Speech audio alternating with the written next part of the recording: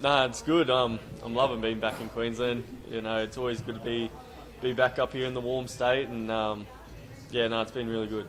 What about the Dolphins attract you to sort of coming in? Just think seeing their growth over the few years they've been in here now, and when an opportunity sort of come up here to be a part of that is something I wanted to do, and it was a challenge and another opportunity for me, and so to be able to be a part of a team that's going up at the moment, and that's something that I think attracted me, was want to be part of that success and be part of that culture.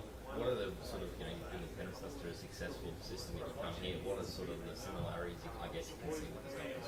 I think they're all competitors. They all want to win. That's something that was driven down at Penrith, is everyone's a competitor and wants to win and do whatever it takes. And being up here for 2 weeks of training I've been, but also watching them over the last couple of years, they're all competitors and all willing to compete, and that's what they want to do. They want to win. Before we get into the things stuff, what's the lessons you learned from a guy like Nathan Cleary, top of his game as a half as well? Like, what did you obviously pick the brains and work with him and see what he did and why he had the success he got? Yeah, I think he's just how professional he is. He goes, how he does everything, goes about everything in his life. His preparation.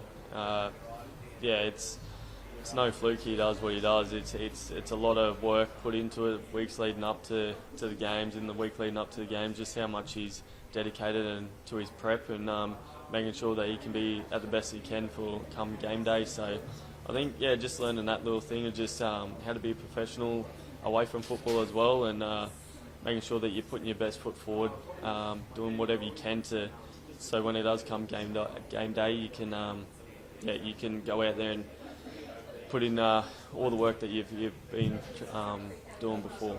Do you see much of Cleary and Katoa? A bit. I don't know. I think they're different players as well. Again, both very skillful with the footy though. I think that's probably a similarity. They're very skillful with the footy, and Where do you see yourself fitting into that halves pairing, or where do you want to play? Yeah, ideally, well, at the moment I'm not too sure, but I want to be in the top 17, whether he's in the halves or if it's coming off the bench or something. I think that's everyone's goal, is to be in the top 17. So that's what I'm pushing for at the moment. Obviously, being in Penrith, I was coming off the bench a fair bit, but I'm happy to do whatever the team needs, to be honest. If it's coming off the bench playing hooker or anywhere, I'm happy to do that, but if it's in the halves as well, I'm also happy. Could you see yourself complementing Izzy, like the sort of game style you both have? Like, would you see that sort of working? Yeah, I think it could work. Obviously, he's a dominant 7 as well, but also that, I think there's a lot to my game that I can add to his game as well, and unlock him in different aspects before that he hasn't had before, I think, since I'm a 7 as well, but I think that we both could complement each other. I don't know how much you what's impressed you about everyone that speaks to him is always so impressed by him at his age. Like, what's the biggest takeaway as well from your perspective? Yeah, he's really mature for his age. He's I don't think people realise how young he is still, and just to see how mature he is at his age is it's pretty uncommon.